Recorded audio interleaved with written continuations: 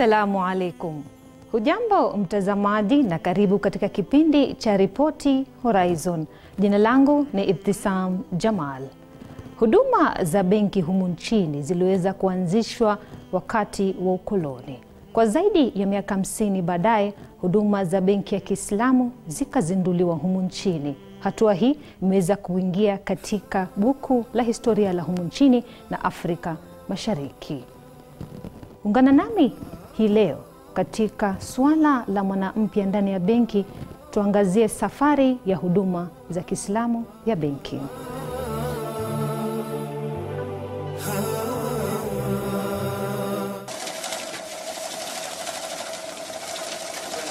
Pesa, pesa, pesa ni bidhaa ambayo mwanadamu anaitegemea na kuitafuta kwa udi na uvumba katika kila pembe ya ulimwengu. Huduma za benki nchini Kenya zilibuniwa mnamo mwaka 1896 wakati wa uongozi wa ukoloni. Benki ya kwanza ilikuwa ni National Bank of India.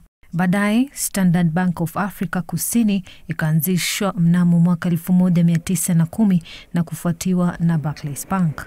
Kuendelea kwa sekta ya benki nchini imepelekea uchumi wa nchi kuimarika na kupanuka kwa biashara, vilevile kutoa nafasi za ajira kwa Wakenya wengine. Baada ya Kenya kupata uhuru wao mnamo mwaka 1963, benki mbili za humu nchini ziliweza kubuniwa, yani Cooperative Bank of Kenya mnamo mwaka 1965 na National Bank of Kenya mnamo mwaka 1968, zilizokuwa na majukumu tofauti. Kwa miaka mingi, huduma za benki humu nchini zimeweza kuimarika na kupelekea benki nyingine kufunguliwa kwa minajili ya Wakenya kupata huduma. Kuongezeka kwa idadi ya Waislamu nchini Kenya ilifuchua mwanya wa kutokuwa na benki zinazoambatana na sharia na mafundisho ya Kislamu. Hivyo basi kuchimbua fikra ya uwepo wake. Ilikuwa muhimu kuanzisha benki za Kiislamu kwa sababu Waislamu hapa Kenya peke yake walikuwa wamefika kiwango kikubwa ambacho kinatarajiwa kuwa baina ya milioni 4 na milioni 5. Na ikiwa uko na population ya watu kama hiyo, basi kuwa na taasisi zao pia ni jambo muhimu. Kama vile wenzetu kutoka dini nyingine ama even makabila mengine ya Kihindi wako na taasisi zao za skuli, za mahospitali, za university. Na sisi Waislamu ikiwa tuko idadi kama hiyo, kuwa na taasisi zetu kama za benki na insurance na skuli na university pia wakati wake umefika. Kenya, why Kenya more? I mean, your population is quite large. Yeah. The amounts of trade that happens in Kenya within the Islamic communities, the numbers that I saw was between 50 and 60% of trade happens with Muslims for the country. So that is a significant amount of monies that passes through hands of Muslims. So definitely there's an opportunity, and definitely Muslims want to bank, want to eat, want to dress the way they want to do things. So that was one of the needs. But two, also, if you looked at 15 years, 20 years ago, there was no Islamic banking in the country. And our people couldn't have houses, they couldn't buy cars, so they will always be at a disadvantage. So this type of banking is needed so that we also have an opportunity. So our communities and the people who believe in these things, whether you're Muslim or not, if you believe in the principles around which this business is happening, most definitely those were the formative thinking of the founding members of FCB. The Muslim population in Kenya is given as 10% of the population. If the population now is given as 44 million, then we're talking about 4.4 million Muslims who are in this country. Surely they deserve their own institutions. Again, to sustain a bank, you need a minimum number of people who can transact through those institutions. Now, 4.4 million Muslims, if we conservatively say that only maybe 25% of those are bankable, that also gives you 1 million Muslims who can bank. If you look today at the Islamic banks that we have in Kenya between Gulf African Bank, First Community Bank, and the recently opened DIB, the customer base that we have between the three of us is not even 200,000. So it tells you that we have not captured the whole market, and a positive way of looking at it is there's huge potential even for more banks to open in this country. Serikali kupitia Benki Kuu ya Kenya CBK iliweza kutoa leseni ya kuanzishwa kwa benki ya kwanza ya Kislamu. Leseni hiyo ikatoa fursa ya kufunguliwa kwa ukurasa wa buku la maendeleo ya sekta ya benki. Jambo muhimu sana katika benki za Kiislamu ni kuondoa muamala wowote ambao unahusika na riba. Na riba imekatazwa katika Qur'ani katika aya nyingi sana. Kwa hivyo jambo la muhimu sana ilikuwa ni kuondoa riba katika taamul zetu. Sasa tofauti lakini iliyoko au ambayo si tafahumu iliyoko ni kuwa watu wengi wanaona kwa kuwa benki za Kiislamu zinafanya ingawa hakuna riba lakini hakuna faida. Faida iko kwa sababu hizi ni benki zinafanya kwa biashara. Je, Islamic banking ni nini? Islamic banking, simply put, is doing banking business without the element of interest. So anything that the conventional banks are doing, Islamic banks do.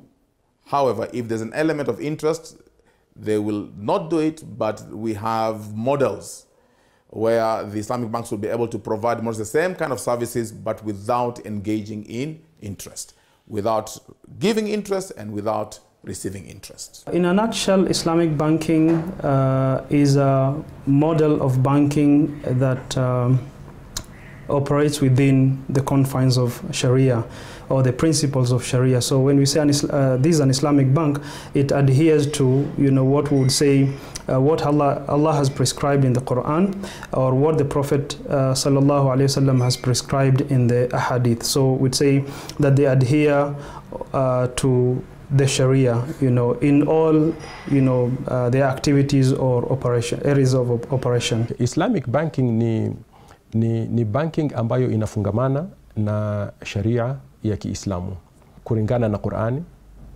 na kama haiko clear kwenye Qur'ani ni kulingana na sunna, na kama haiko clear kwenye sunna ni kulingana na ijma' ambayo ni rai ya wanachuoni wa Kiislamu na maulama. Ama na kama hiyo pia haiko clear, inakuwa ni qiyas ambayo unatumia logic ya lile jambo. Na zote hizi lakini zinatoka kutoka kwa Qur'ani na Sunna. Hata hao maulama wakikaa pamoja wanatoa fatwa zao kulingana na interpretation yao ya Qur'ani na Sunna. Our investments are not only for now, our investments is for long term. So the kind of projects that we're going to get involved in are those that are socially constructive, those that will help society in the long run. So people don't talk about Islamic banks as we would not help somebody who's involved in ammunition or war, or we will not finance those kind of activities. And even if we believe, somebody comes and says, you want to build a house somewhere in the forest or something, and we know that's going to destroy the environment, the answer will be no. So our view is that what's good for society is that what we will invest in. I mean, people normally say Islamic banking is about interest and the prohibition of interest, but it's not. It's far wider than that. It is about helping society, it's about helping people, and growing the economies of the countries that we're working in. Safari ya kufanikisha ndoto ya benki za Kiislamu haikutimia bila ya misukosuko yake. Tunakutana na miongoni mwa waanzilishi wa huduma ya benki hizo, Profesa Abdul Latif Isaji, ambaye pia ni mhadhiri katika chuo kikuu cha Nairobi, kutupa taswira kamili. Islamic banking became a reality in Kenya in 2008. That is when you had two fully fledged Islamic banks being opened, and that is First Community Bank and Gulf African Bank. However, the journey for Islamic bank in Kenya started almost 14 years before 2008. So we could talk of the journey taking 14 years, and now we have another 10 years, because I think Islamic banking, in terms of being practiced in Kenya, is about a decade old, about 10 to 11 years old. I know that we had banks that started off with a window, but when we talk of a standalone, fully fledged Islamic bank, it's about 10 years old. When we introduced Islamic banking, we felt that the Muslim community would embrace it. The challenge was more of attitude, because we have lived with conventional banking for a number of years.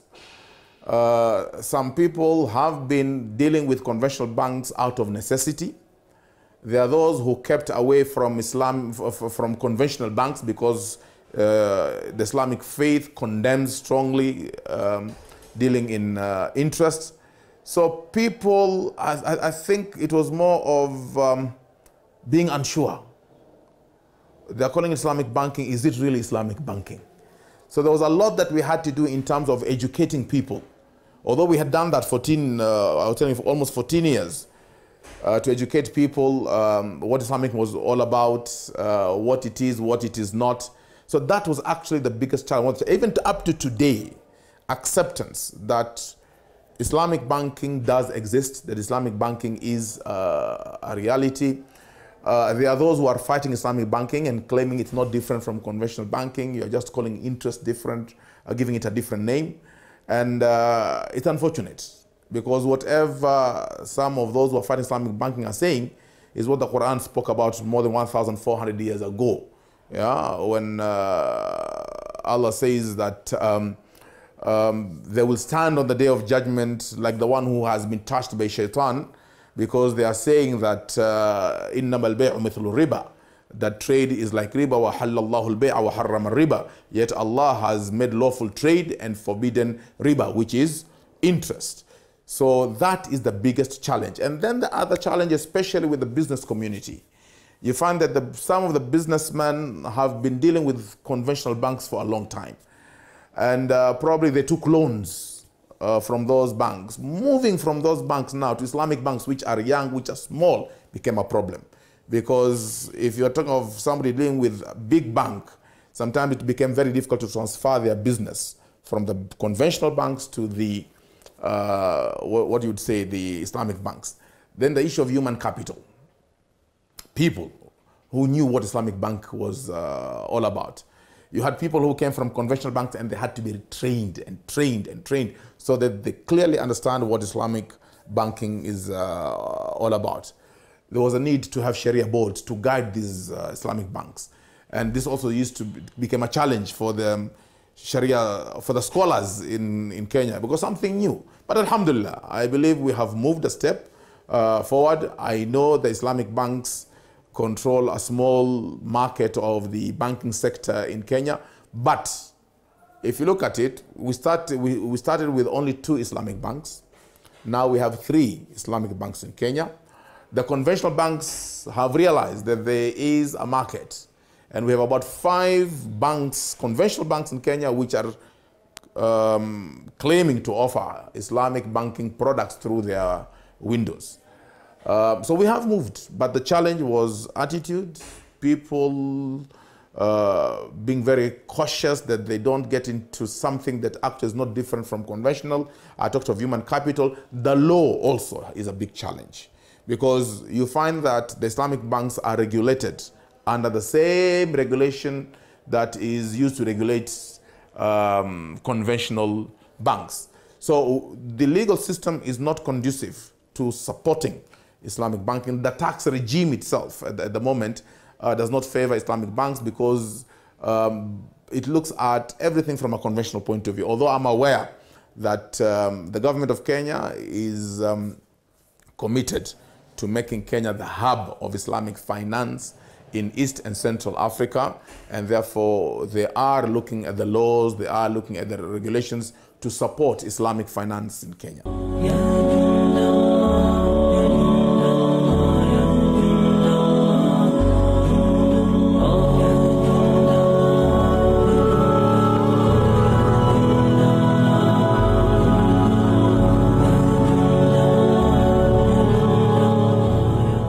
Mnamo mwaka 2007 mtoto wa kwanza wa huduma za benki ya Kislamu akazaliwa. Jina lake First Community Bank.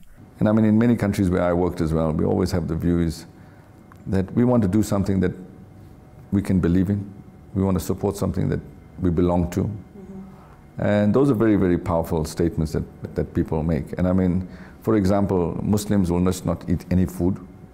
We will check what we eat. We will check what we dress. There's lots of things that we will check on. So similarly, the financial sector And predominantly people think the finance sector, like I just explained, was, riba is prohibited, so we don't want to do it. Baada ya mwaka kutimia, benki nyingine kwa jina Gulf African Bank ikazinduliwa humu nchini kuashiria umuhimu wa kuendelezwa kwa huduma hii. Islamic banking was first established here in 2007.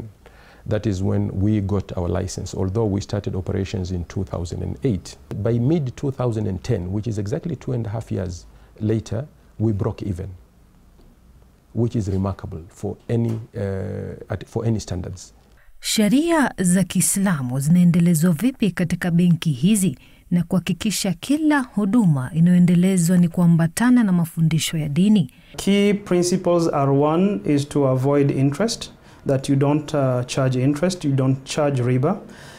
The second one is to avoid gharar or information asymmetry. The third one would be avoiding maisir or gambling, where you do not assume ownership risk or you exploit or you take advantage of somebody else. Jukumu la bodi ya sheria katika benki hizi ni gani? Sharia boards are charged with one, to guide the institution in product development. Secondly, they assist also the bank in ensuring that their policies and their procedures are in line with the Sharia. They are also in charge of conducting audits and reviews to ascertain that whatever the bank does is within whatever Sharia standards that they have provided. Kubaini jinsi huduma za benki za Kislamu zinaendeleza shughuli zake, wakurugenzi wakuu wa benki ya FCB na Gulf African Bank wanatufafanulia zaidi. The services are similar to services you would get from a conventional bank. So whether you'd be looking at the liability side of a bank, you want to operate an account, you want to open an account, an Islamic bank would also offer you the same.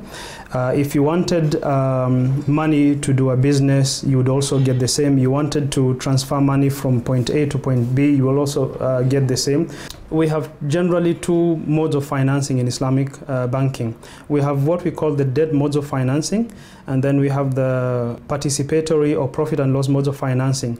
The debt modes of financing is whereby if an Islamic bank would give you money, or they would accommodate your financial needs by creating a debt. So if you went to a conventional bank and you said, I wanted $1 million shillings, for example, you wanted to acquire a motor vehicle, an Islamic bank would not give you money and charge you interest. It would buy that motor vehicle and sell it to you, and then you become indebted to, so they would have a credit sale.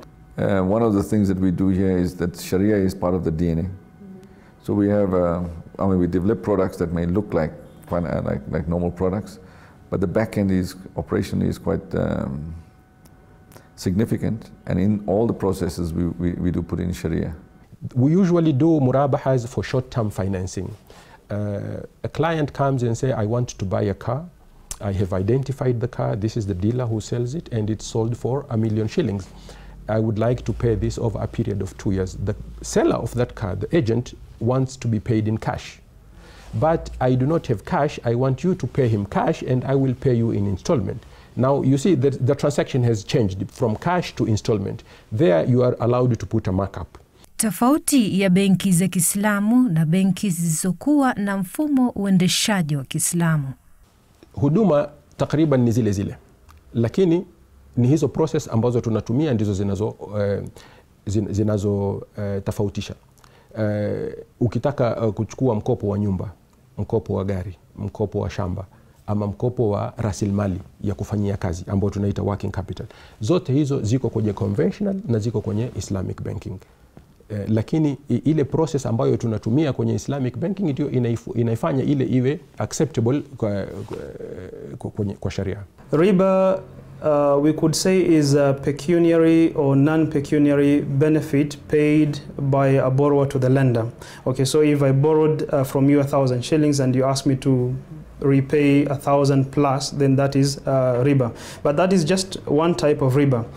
So we have two types of riba in general.